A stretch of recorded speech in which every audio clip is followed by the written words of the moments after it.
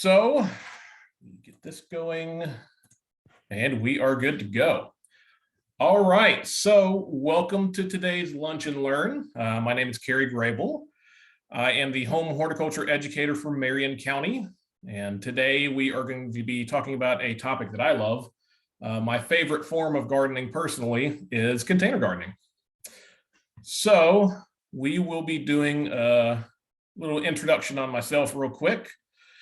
For those of you who don't know me, I got my bachelor's degree from the University of Kentucky in horticulture in 2009. I got my master's from Murray State University in 2012.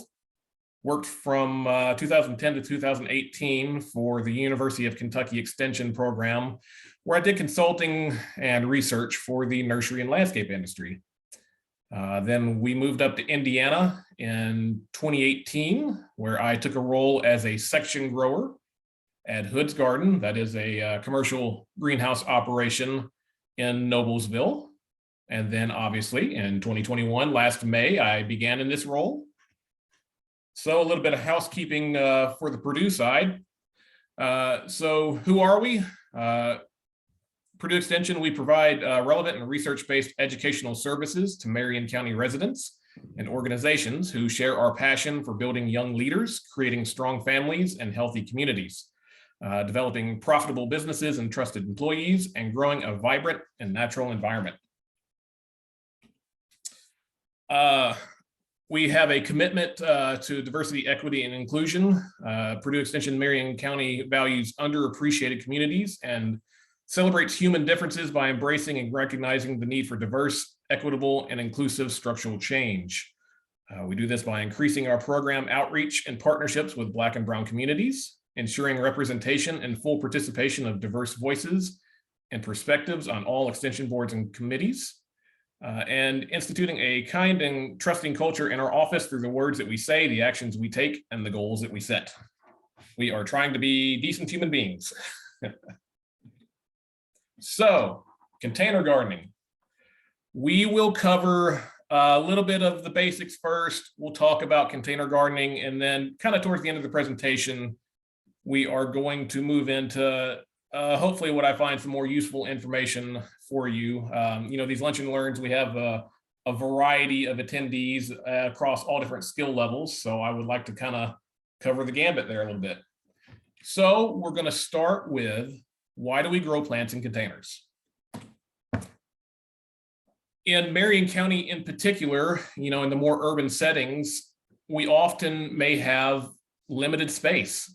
So by utilizing containers, we are opening up gardening to those who have limited space, like patio spaces, balconies, or even just really small yards. And I got to say, if your patio looks like that one, you are probably someone who I would be good friends with. I love the dense and jungle look when it comes to container gardening. In urban areas, we also may have poor soils, or maybe we don't know our soil history or trust it really well. We can have compaction issues. Often in urban and suburban development, we will lose that good topsoil layer, which may lead to poor growing conditions.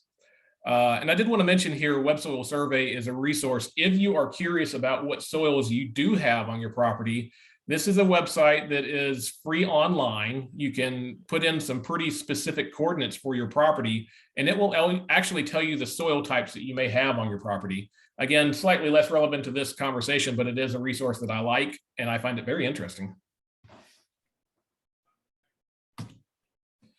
So what about aesthetics?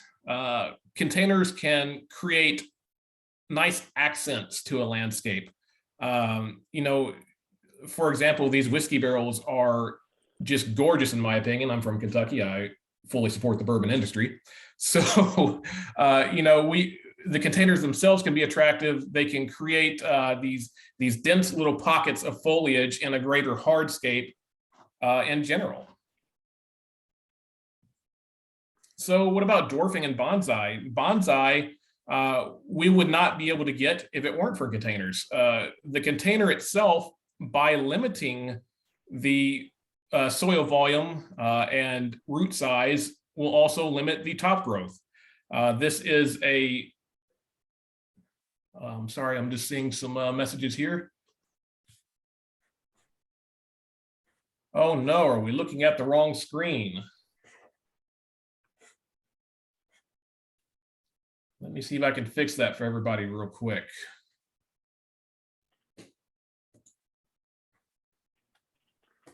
You got the bomb's eye up there, Carey. Are you seeing my speaker notes as well, Steve? No, it just says containers can help control plant size is what it says. I don't see any notes either. Okay, I'm just seeing some messages here. They were saying it was a little small there. Yeah, I'm sorry to those who have it a little small. I'm not really sure how to fix it for you. So I will just move along then. Might check your view options. It might be an individual thing on your machine. Correct, yeah. At the top. It could be, and if it's small, ask them to double click, see if it doesn't bring it up.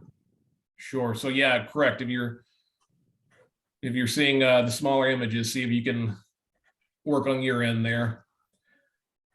All right. So again, a principle that's often used in the orchard industry to limit the top growth on a fruit-bearing tree is by using a dwarfing rootstock. And that is a principle that we use in container gardening as well to, again, limit that top growth. So what would otherwise be a tree far too large to have in a container, by limiting that bottom growth of roots, we will also be limiting the top growth and, again, create some interesting architecture there.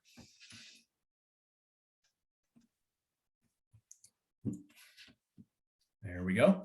So container gardening also opens up the indoor space. It creates an opportunity to bring the plants indoors. Again, somewhat utilizing that dwarfing principle, sometimes we can have some plants that may be otherwise too large for an indoor space become size controlled through their container. So what about overwintering tropical plants or plants that may otherwise not be tolerant of the cold conditions that we may have here locally? I personally have had some really good success growing elephant ears in containers and then bringing them into a garage space or into the house over winter and then having them flush out again bigger than they would have been if I'd started over. So one of my favorite plants, I know several of you master gardeners in the audience have heard me talk about it, Calicasia gigantea, Thailand giant. That's not going to survive in our winter in the ground. So that is an option we have, is to have it in a container that we can bring indoors and keep warmer through the winter months. And that way we can year by year have a larger plant over time.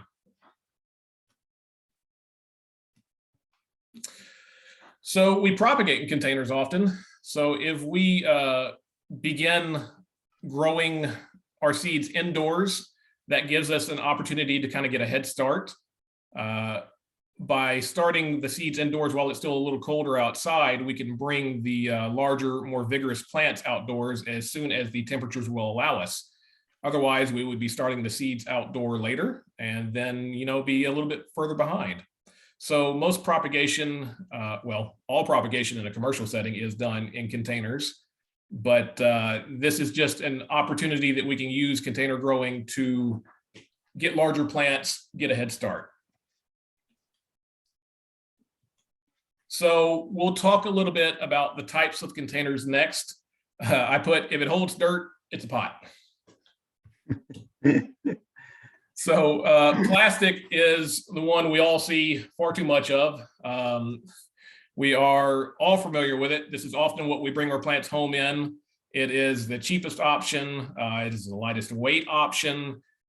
We can use buckets or those tubs with the rope handles. I've used those a lot in the past. But this is kind of the industry standard, although, you know, is that necessarily a good thing? That's kind of up for debate. But it is, again, the lightweight, cheap option. So if we don't want to be using environmentally unfriendly plastic, we have some other recycled and reused materials as an option. On the left, as an example, I wanted to show a company called Root Pouch.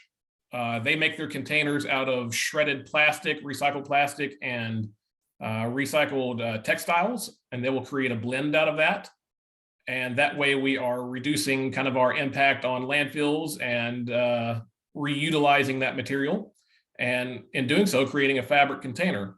And what I like about them is they got handles. I like to move my containers around frequently. On the right is an example of repurposed materials. So we are now removing a discarded tire and creating a planter out of it. And again, we are reducing an impact on the landfills and kind of helping our environment a little bit along the way. So again, I mentioned fabric containers. I've done a lot of work on the nursery industry with fabric containers. So a benefit from these containers is that they can be root pruning. So if we girdle a root tip, that will then force that root all back along its body to start growing more fibrous root systems. Those fibrous roots, those root hairs, are the source of water uptake. So there is the argument that a more fibrous root system creates a more hardy, more vigorous growing plant. These fabric bags are reusable. I've used fabric bags season after season after season, and they've held up wonderfully depending on the material. And again, I love handles on a pot. I like to rearrange my patio all the time. So a lot of times these fabric bags will have handles. Sometimes you may be able to buy a tree from a nursery or a garden center that is in a bag that is actually plantable. There are trees out there, or there are containers out there that are plantable fabric bags. That bag will break down and degrade. Let's see if we can use that there. So never make that assumption. Never just assume that that fabric is degradable, but they are out there. I'm sure we are all familiar with the ceramic and terracotta pots. These pots will allow us to have maybe a little bit of a classier look. They will give us kind of a variety of color. They'll give us a variety of shapes and architecture, often look good in a flower bed or on the patio itself. There are also some interesting new products being developed that we may see in the near future. There are containers that are being developed out of keratin from poultry feathers. So we are utilizing a discarded resource from a different industry, recycling that and forming that into something that we can use. Kind of a similar concept with bamboo fibers, the recycled paper, cardboard, plastic blends, fabric blends that we talked about earlier, and rice hulls. Again, we're using a discarded product from another industry. And in that way, we are kind of reducing environmental impacts, utilizing a more sustainable source of material than plastics maybe. And then we've all seen the specialized pots. I'm sure a lot of us have experience with that pot there on the left. I don't know why we do this to ourselves. It never really works out great. But there are also things like the garden tower. I'm sure some of our master gardeners have seen this utilized by our office. Just give me a second here.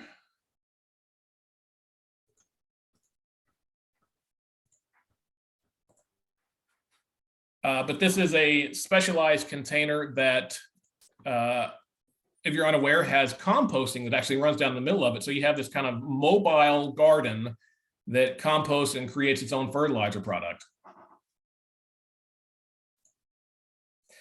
And then, so here's story time.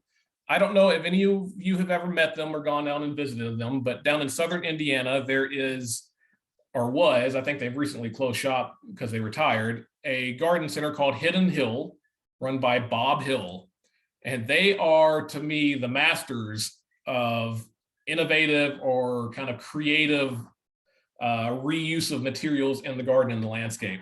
So on the right there, you see a picture of myself in my younger years from my previous position at UK with my coworkers down there visiting.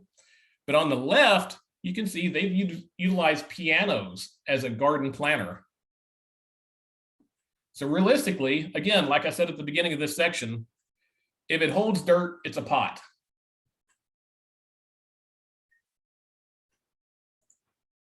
All right, what can we grow in containers? Well, you can do a little bit of everything. Another previous life of mine, like I said, I worked in a greenhouse. We were an annuals production facility. We had 5 acres of greenhouses, so 5 acres under plastic, and we grew basically nothing but annuals. So that's kind of on the ornamental side, annuals are our bread and butter for container gardening. You can have small accent pots, you can have the larger combo pots. I'm sure we all know the filler, spiller, thriller recipe. I'm sure we've all used that. But you can see me hiding my pots in there. I was very proud of my crop that year. Perennials. I love perennials in pots. And I love that picture there on the left. I like nothing better than putting a hosta in a pot and using that as an accent. I will put that on my patio. I will put that in the middle of my flower beds, and they do great for me every time. Perennials can actually do very well in pots. There on the right, we've got echinacea growing in pots, and they are happy, healthy, thriving. I think that picture, so that crop was started probably in April, and that picture there is in September. They are still going strong, reblooming the entire summer. Woodies, we talked a little bit about dwarfing, but the new trend I'm seeing is hydrangeas in pots. I've got a neighbor who makes me so mad because their hydrangeas in their front garden bed in pots look so fantastic, and I can't get mine to look that good. But again, this is just a nice way to bring some color or a plant we wouldn't otherwise find in that space into like a patio setting or a hardscape to kind of create some contrast there. The small trees do well in pots. I've done Japanese smoke tree in a pot, and it was gorgeous, absolutely gorgeous. So again, back to that dwarfing concept, I did manage to find a picture there on the right of the Japanese smoke tree, but realistically, you know, there are certain woody species in particular that may struggle a little bit in the pot, but a lot of things we can kind of get away with in a container. Someone asked, do hydrangeas overwinter in a pot? They can. A lot of times when we are doing some of these species in containers, you know, we may need to think just a little bit about maybe bringing them a little bit closer to cover, or maybe we're going to group them all together and kind of mulch them in with leaf litter or hay or something, just to provide a few more degrees of insulation. But yeah, we can absolutely overwinter things like that in pots. So what about edibles? What about growing food? Absolutely, you know, vegetables can do fantastic. So we should kind of think about what the vegetable is. We should be looking for, you know, dwarf varieties or shorter varieties. So for example, with tomatoes, we want bush or determinate types. They'll be, you know, more compact. They'll be better suited for the spacing of a container. They may need more support since we are cramming them into a smaller space. Things like tomatoes, pole beans, cucumbers, we are gonna, you know, use our tomato cages or whatever it is that we use for our trellising. There are varieties out there. I'm sure those of you who work in our demo garden are very familiar with that picture there on the left. That is the Patapino. That is a variety that is kind of being touted as more suitable for growing in containers. I like doing the salsa garden in a pot. So we can have our end recipe, all the ingredients there together. So we've got a little herb garden there in the middle. We've got our salsa garden there on the right. So, you know, that's just another way that we can kind of be creative in what we're throwing in that pot together. And then this is one that gets me excited. That picture on the left is blueberries being grown in containers. That's actually a commercial production site. So there are commercial people who are seeing the benefits of changing over to container production. I've grown blueberries in containers. I did a little fun project with that with my dad one year. We put 2 of those out in the backyard, and the entire summer we had more blueberries than we could handle. We were giving those things away. They are prodigious producers in containers. Now, the picture on the right there is an example of a mobile non-permanent netting solution. So that is just PVC pipe and connectors pushed together. You don't even have to glue them. The whole thing will hold together. And then there's some netting that's zip tied onto it. So just like our containers can be mobile, our netting can be mobile as well. But you will likely, just like with growing in the ground, once those birds learn where those berries are, they're going to be back, they're going to be back, they're going to be back. Protect your crop.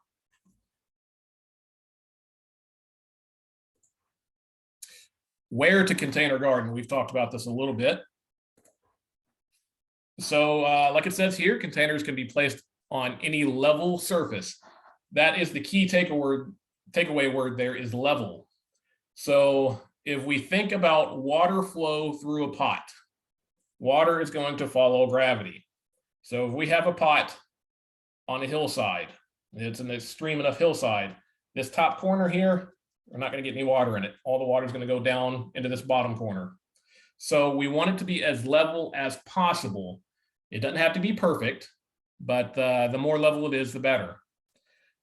So decks, balconies, driveways, sidewalks, you can put them on the bare ground. Some pots can allow actually the roots to grow through the bottom of the container and down into the surrounding soil if need be. I like these examples here. Edibles growing in elevated spaces. We've got the hanging strawberry. I had one of those last year actually, and it actually did pretty well. I didn't even repot the thing. That's how I bought it, and I grew it all summer long, and it worked fine.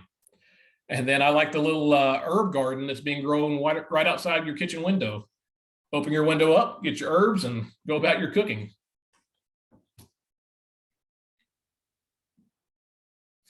So some things to keep in mind when it comes to location.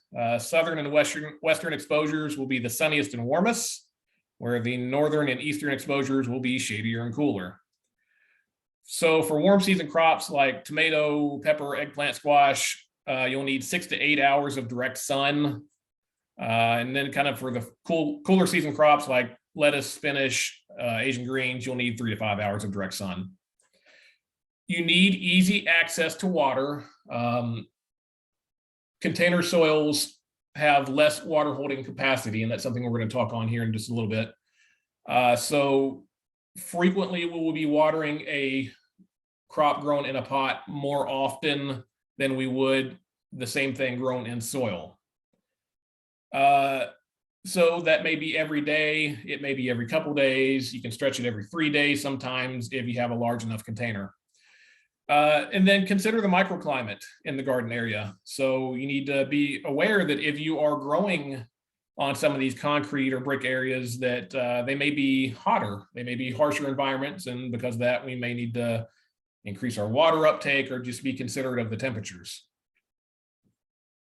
So there we go, container soils. We use soilless mixtures because if we're using garden soil alone, frequently in a container, it will become compacted. It'll lead to poor aeration and poor water drainage.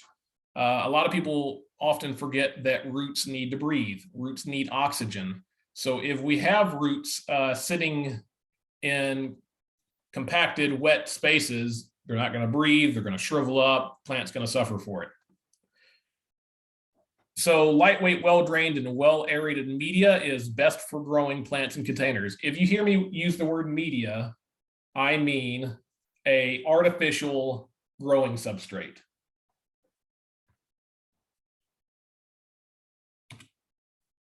So let's talk about some of the different types that we may see. The nursery mixes, they're often a mixture of pine bark, peat, sand.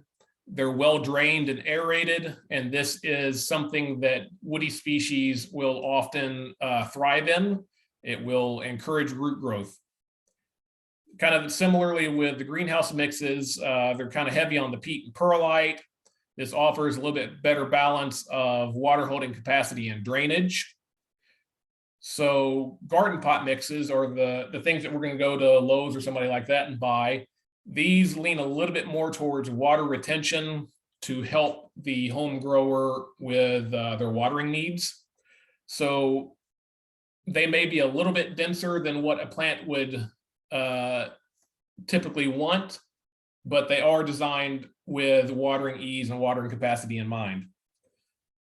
And then we have specialty mixes. So there are succulent mixes for the dry loving plants. There are acidic mixes for things like azalea, the things that have just more specific needs. There are specialty mixes out there that you can utilize for those.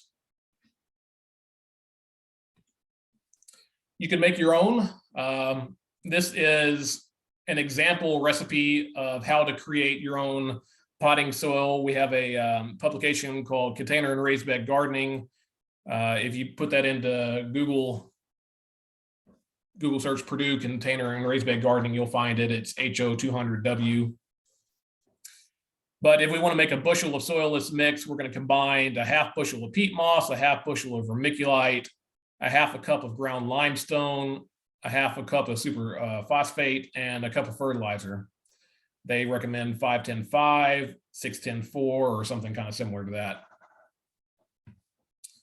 All right, watering. I have a lot to say about watering. I spent 2.5 years as a section grower where I spent 10 hours a day watering. I got a lot to say. It is more important than you think. So on the timing and frequency, water at the beginning of the day, if you can.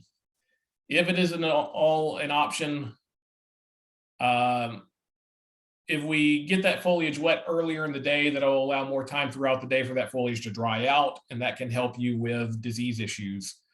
If you have a crop that is sensitive to getting foliar issues, you know, we don't want to be watering that thing just before dark.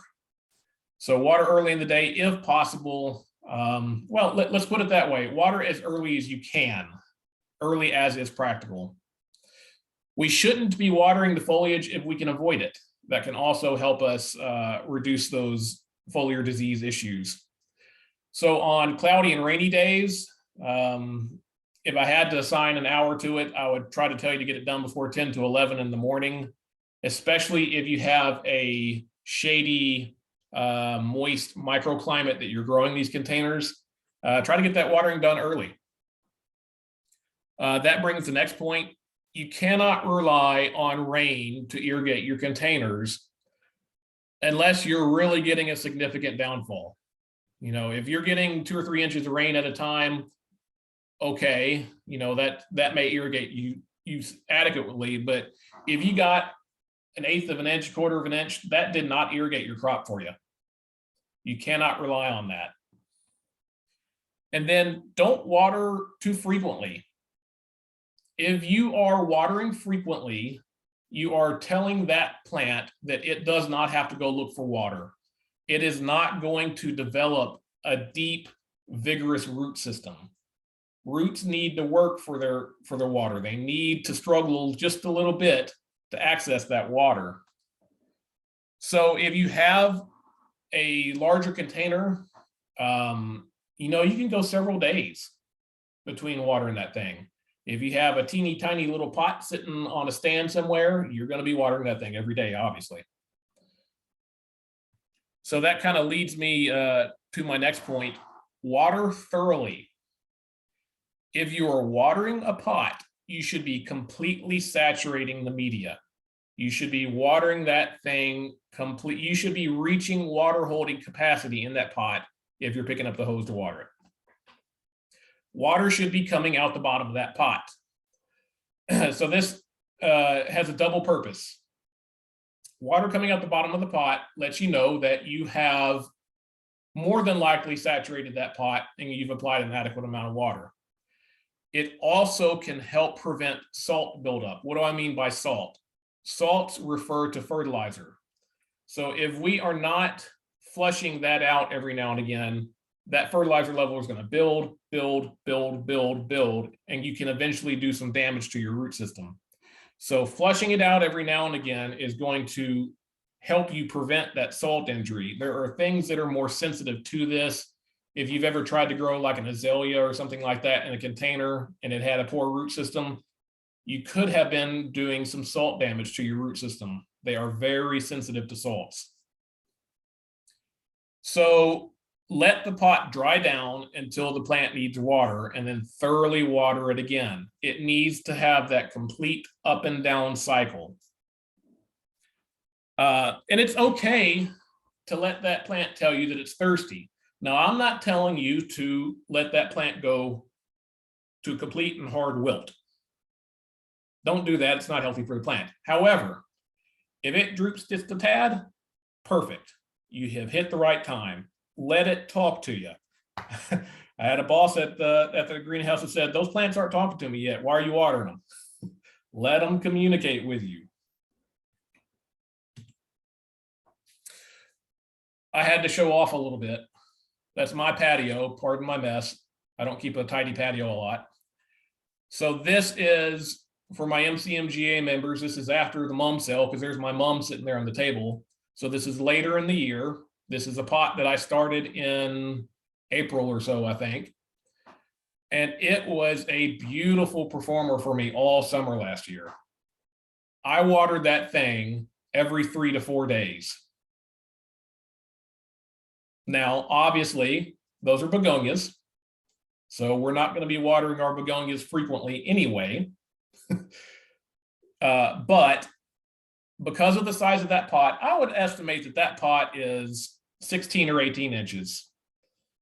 But because of the size of that pot, and because of the way that I watered that pot, completely saturating it every time I watered it, it allowed me to go longer between irrigations. And that plant got used to it. The plants will adapt. So if a plant is accustomed to having those dry cycles, it will learn how to tolerate them better. So you can be consistent with this, and the plant will be happier for it. So thank you for allowing me to show off. Now, if you want to take away from my time at the greenhouse, get yourself a watering wand with a nice breaker on it. I have spent hundreds of hours using these things, and I love them to death. I probably shouldn't plug a product name, but this is from a company called DRAMM, D-R-A-M-M. But that the breaker will give you a nice irrigation pattern that's not going to disturb your soil. It's not going to beat up the foliage, and it's going to have that reach on there because of the wand that will allow you to put that water where you want it. So you can see on the image on the right there are a variety of lengths, and you can see the one on the far right there has a curve. So maybe if you're reaching up for your hanging baskets, but they provide a nice, uniform, firm, but gentle flow of water. And they are very, very good tools for saturating a pot. I will say, I would lean towards the middle of that spectrum. You don't want the ones that's 5 feet long if you're going to be watering something right up on you. And you also don't want the one that's only 16 inches long if you're going to be reaching, because that is a lot of weight to be holding up in the air like that. So get the appropriate length, let it do the work for you.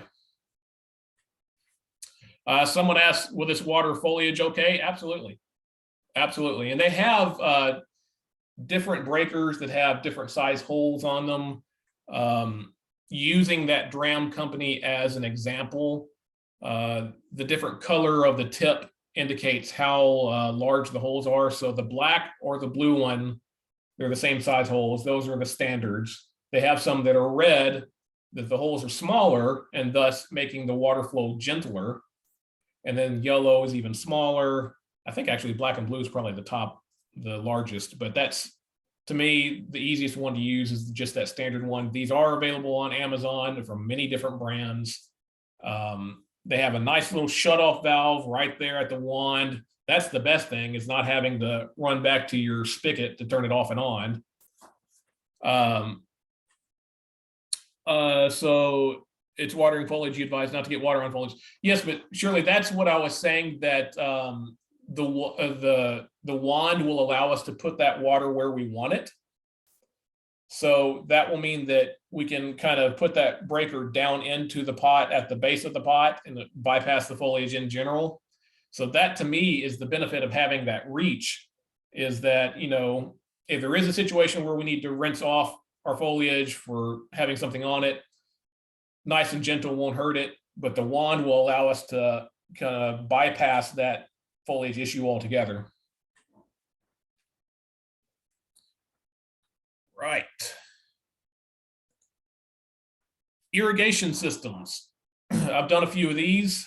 And yes, those of you asking other questions, I'm going to come back to these. I promise you, I'm not ignoring you. I'm going to keep moving, and then we'll come back and talk about a few of these. If you have a tendency, like I do, to have quite a few containers on your patio, and if you're in a situation where you're able to do so, you may consider getting just an irrigation system. These will save you a lot of time. You need to run them long enough, like I said before, to fully irrigate that crop or that container. But this can also be done on a timer. So it can be a real labor saver if you are in a situation like myself, where nobody else in the house wants to go out there and water pots.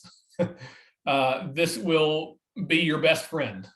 So, you know, this kind of gives you a little bit of flexibility. There on the left, you can see that those tubes, you know, they have a little bit of reach, so you can move around your pot if need be. But this is, if you're in a situation to do it, a real help. My last section is on fertilizing.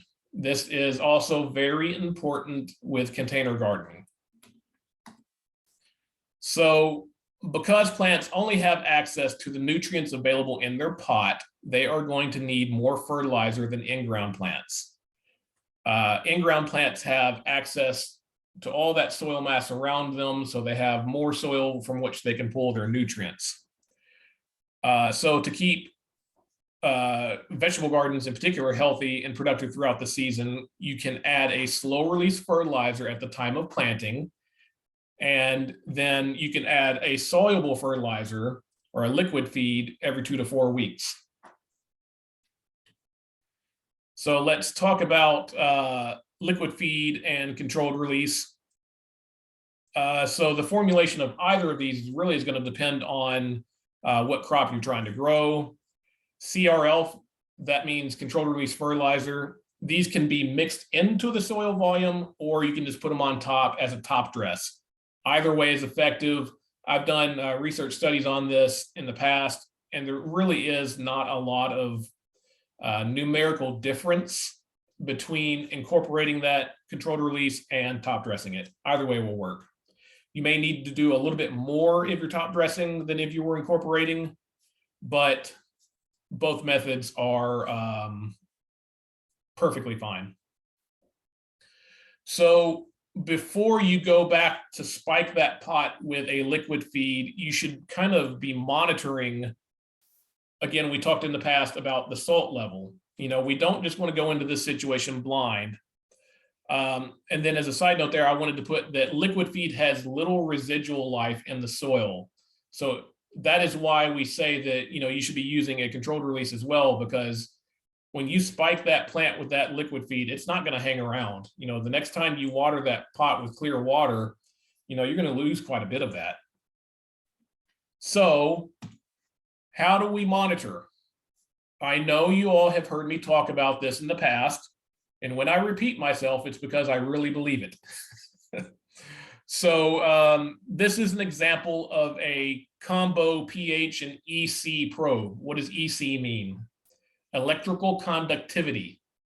This is how we measure salts. Again, back to the fertilizer level. So if we read a lot or a high number on that EC, that means there's a lot of salts in that pot. That means there's a lot of fertilizer in that pot. And then this is also a useful tool if we want to go back to our acid-loving plants. This is also a useful tool for monitoring pH levels. So if we have some nutrient deficiencies in that pot, we may just want to have a peek at the pH level that's going on in that pot to tell us, well, are we at the appropriate level to have good nutrient uptake? So how can we use this tool? This is the pour-through leachate extraction technique. A lot of fancy words. It's not that hard. It really is not that hard. To do this technique, you'll need your meter. You'll need the plant you want to test. You'll need a collection saucer, so just something to catch the water at the bottom of the pot, and you'll need some distilled water. The technique consists of irrigate your pot as normal, then wait half an hour. Then you're going to place that pot into your collection tray. Then you're going to add just enough distilled water to the top of that pot to flush out some liquid out the bottom of that pot. You need just enough liquid for you to use your meter. That's it. So what that water at the bottom is the water that's been sitting in your pot for half an hour. And that's going to give you an idea of what your EC is, and that's going to give you an idea of what your pH is. So these probes, the one I provided an example of, I've used that probe for years and years and years. I'm a firm believer of that particular Hanna Instruments probe. There are other ones out there that are less expensive. That's just the one that I have the most experience with, and I know it works. But I do know that there are other ones on the market. That one runs about $110, I think was the last one I bought. So it is a little bit pricier, but again, it's a tool that will last if you take care of it for many, many years. Someone asked, very good point, do you put the probe in the soil or the water? Sorry, that's a very important idea, isn't it? You're going to measure the water, not the soil. So that probe is just going to go down into that water that you collected out of the bottom of the pot. Now, what do you do with that number? Well, there are recommendations out there for what numbers are supposed to be. My personal recommendation is if your pot looks really, really good and you want it to look like that every year, measure it. And whatever number it is, that's your target. So if that number is, I'm going to throw some examples. The unit might be 0.5, and that thing doesn't look very good. It's probably hungry. So we are going to want to spike it with our liquid feed, like we talked about, until we bring it up to maybe 2. Again, these are example numbers. But you know, you can get recommendations all day long, but everybody's growing situation is different. And so that's where you get your kind of gardening journal every year, and you monitor this situation on your own. You create the numbers you want to hit. But again, this is a tool that you use to better your container growing. All right, so I think I have hit my target of around 45 minutes. I wanted to leave plenty of time for questions. So I am going to change it to allow participants to unmute themselves. And then I'm going to go back up and try and hit some of these questions that we had along the way. Let's start with the web soil survey. I don't have the exact URL in front of me, but if you Google search web soil survey, you'll hit it.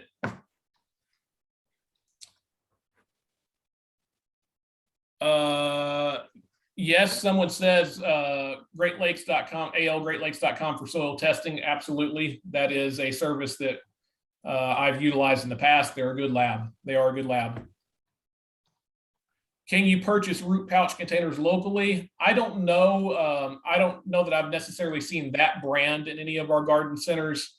However, I've bought mine just online from various vendors online. Amazon may have them, other vendors may have them. There are other brands other than Root Pouch.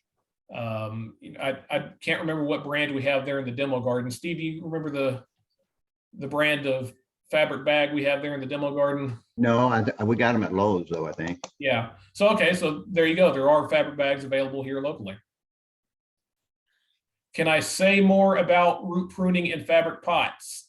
Well, there are various different mechanics behind that. Some of the different pots are designed to mechanically girdle. So they'll squeeze that root tip until it girdles it. And so on that root tip is a source of hormone production.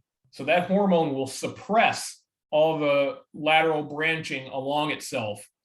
But once you have killed that root tip, the hormone is gone. And that is how the branching back along that root occurs. So again, some containers do that mechanically. Some of them do that by allowing that root tip to grow out into the airspace that will dry the root tip out and kill it. And thus creating that branching. And again, the finer the root, the more there is an uptake of water. So the root hair is the source of water uptake. Will a tire leach anything harmful into the ground over time? I'm not aware of anything. I've never read anything that says it will or will not. So I'm not sure I can speak that closely on that. Let's see. Barb, I'm glad you guys got down to see Hidden Hill while he was still open. I did read locally that just a couple of years ago he shut down, but he is the one who named the Amazing Grace Weeping Katsura. And that is a gorgeous tree. If you've ever seen a weeping Katsura, we had one at Udell Gardens. We had one at Bernheim Arboretum. I think there was one over in that Spring Hill Cemetery in Cincinnati. But it is just the most gorgeous architecture for a weeper. You know, not only does it go down, but it goes out and about. So I was very proud to be able to purchase that tree from the guy who named it. But again, a wonderful location and a wonderful example of how to use innovative and reclaimed items for your garden space. Someone asked, with the perennials, do I move them somewhere warmer for the winter? Again, you absolutely can. It's the same technique that they use in the nursery industry. A lot of times you can push the pots all together, maybe up against a wall somewhere where it gives it a little bit of protection. You can kind of bury the whole thing in leaf litter or straw or something like that. And that just gives it a couple more degrees of temperature control. My patio personally is always 5-10 degrees hotter than the surrounding area just because of how it's shaped and protected from the surrounding environment. So you can utilize kind of microenvironments like that to give yourself a few more degrees of winter insulation. Let's see. What do I think about mixing garden soils with potting mix as a medium? I'll give you a personal opinion. I don't like doing it from a perspective of drainage. Now, what it does for you is it will give you better water holding capacity that will allow you to kind of go longer between your watering. But it's not my personal preference, but it does work. I will not say it doesn't work because it does. But I would just be sure to get enough of the lighter weight artificial media into that soil that it allows good drainage. Let's see. Someone says, I have lots of hostas and pots. Oh, good. For a lot of them, I use heavy nursery pots to drop into my ceramic pots so that I can pull the nursery pot and store it. That's a good idea. Let's see. Yes, we are recording this presentation, so it will be available after, and I will make my presentation available to anybody who wants it. Let's see. Pebbles and rocks at the bottom of larger pots. You can do that, absolutely. If you have a crazy big pot and you don't want to use that much soil, I have cut up pool noodles. You know, those foam noodles that you use in the pool, chop them up and just use them as vacant space, and that's worked fine. You know, I don't know that I'd necessarily grow my vegetables like that, but for your ornamentals, you know, it just kind of reduces that soil volume if you want to use a little bit less of your expensive potting media. How about standing in saucer? That is absolutely an option. So what that saucer is going to do is it's going to give you a reservoir to kind of reuse some of that water. So you have flushed water out the bottom of your pot and you have collected it. And that way that water is sitting there available to be reabsorbed up into the container. What I will recommend for that situation is to every now and again dump that water out so that we're not building up that salt. So maybe every other time or every third time or something like that, dump that water out, let it drain, and let it kind of flush out some of those salts that we talked about earlier. But yeah, a saucer to catch and reuse that water and let it reabsorb back over time, absolutely an option. How do I prevent chipmunks and squirrels from digging in your pots? I wish I knew. Other than an outdoor cat, I wish I knew. There's a reason I container garden. It's because the rabbits in my yard eat everything I try to grow in my flower beds. So, you know, I wish there were a better recommendation. You know, if anybody has any successful techniques they've used, I'd love you to share them, because I would write them down myself. But that's not one I've had a lot of success with.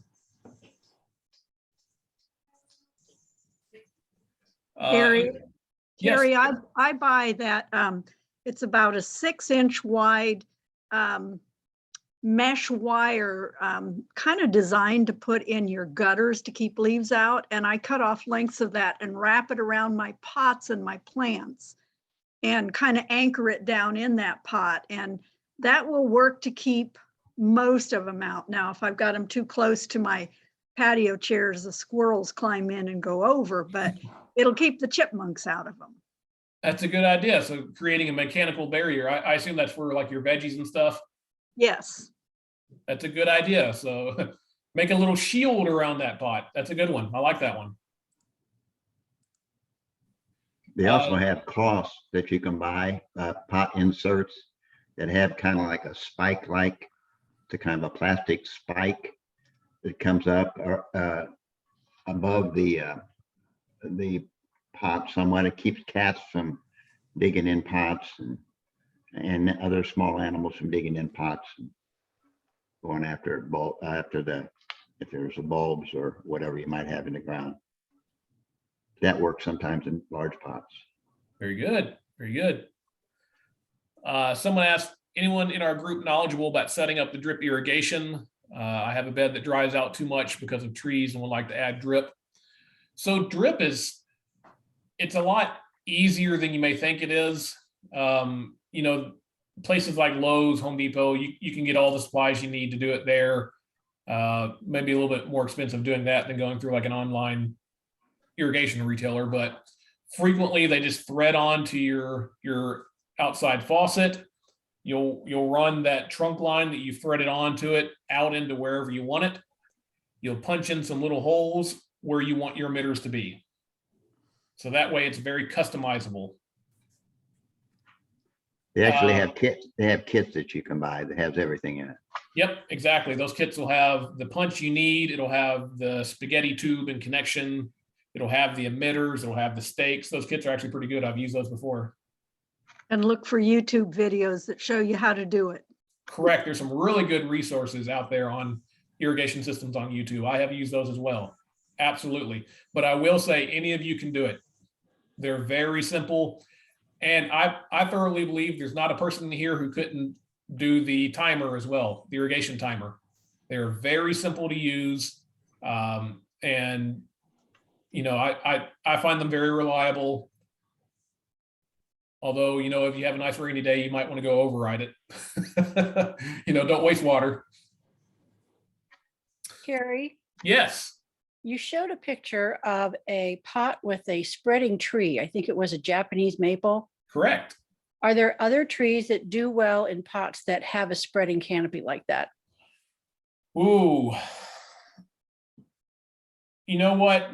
I would say it's more a question of what will not do well in a pot. Think of it this way. There are container nurseries out there that grow everything they have in pots. So if you know of any other spreading canopy tree like that, I would say give it a try. Remember that, that tree is going to be smaller in that pot because like we talked about, we are going to be reducing that root volume and thus kind of controlling the size of it. And then we also have to remember the fertility that we talked about. Purple Particularly leaf plum's a good idea. I'm sorry? What? The purple leaf plum is a good canopy tree that has that very interesting limb structure also. And it likes pots? It will. I've seen it grown in containers. I don't know that I've seen very large ones, Purple very leaf mature plum. ones. Let's use that word instead. I don't know that I've seen very mature ones, but yeah, I've seen it grown in containers. Okay, thank you. Mhm.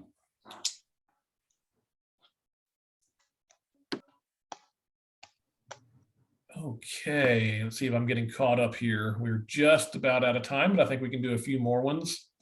Does anyone want to call out any questions or remind me of one I've missed here? Yes, please. Shirley, Right. yes. You mentioned hydrangeas in pots. Is any time, I mean, obviously an oak leaf hydrangea wouldn't do, but what about small little quick fire and things like that? Different varieties, different types of hydrangeas, would they do in pots?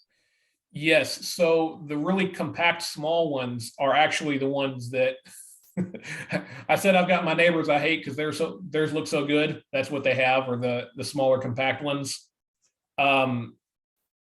I will say, and thank you for bringing that back up, Shirley.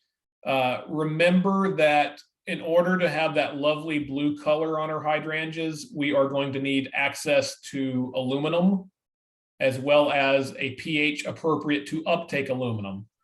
So there are products out there that do both. One off the top of my head that I'm aware of is a product called Blue Max.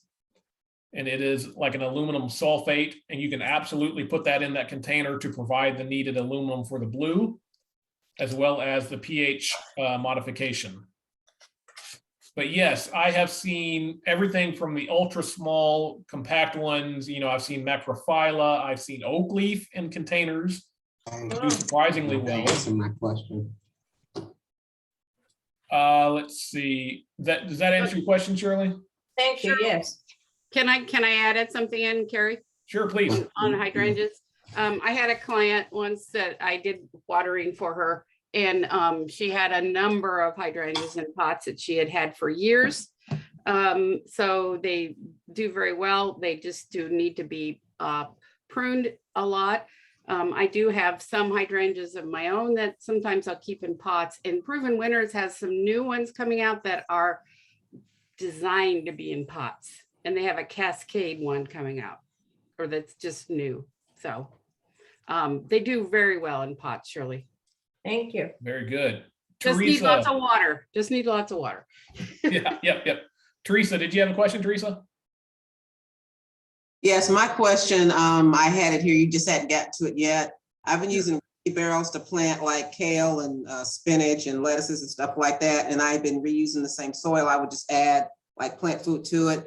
And last summer, I noticed I was getting a lot of water bugs in it. I mean, a lot of water bugs in it. So I didn't know if I should just dump it out and start over again. Yes, so these bark and peat-based medias, you can reuse them, but I wouldn't reuse them for, I might get a second year out of them, but I would really reconsider that third year. Excuse me. That will break down. They will decompose. They'll get denser. You'll start to lose that airspace that we need that allows the water drainage. You'll start to lose, any and all semblance of water holding capacity or water, draining capacity.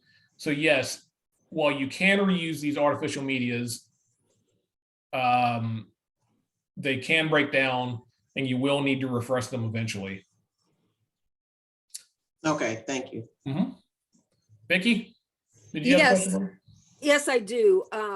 On those fabric bags, the dyed fabric, is there any danger of the dye leaching into the soil, and especially if you're growing edibles in the bag? I have never seen that as an issue, but I'm not sure I've seen any that have been heavily dyed. I've seen white ones, and then I've seen the ones that are kind of that grayish color. But no, I've never heard of any of the any dyes coming out or being any issue for food production, because a lot of these are marketed for veggies and herbs and stuff like that. Right. Now, I have some that are black, but then after I got them, I thought, well, I don't know if I should use these for edibles or not. Yeah, I don't think I've never heard anything that's led me to think that. Okay. Well, They are allegedly a plant-based dye. Oh, there you Okay. go. Good. Thank you. Very good. All right, we are 1 minute over. Oh, thank you, Steve Mayer, for adding that video in our chat there. For those who had questions on preventing animals from digging in pots, Purdue has a extension pub on that, so you can use that one. And thank you, Steve. But I am going to wrap it up there. If you have any follow-up questions, shoot me an email and I'll get to them as I can. But otherwise, I want to thank you for coming, and I hope to see everybody at the next one. Good job, Carey. Enjoyed it. Thank you. Steve. Thank you very much. Right. Carey. Thank you. That was excellent.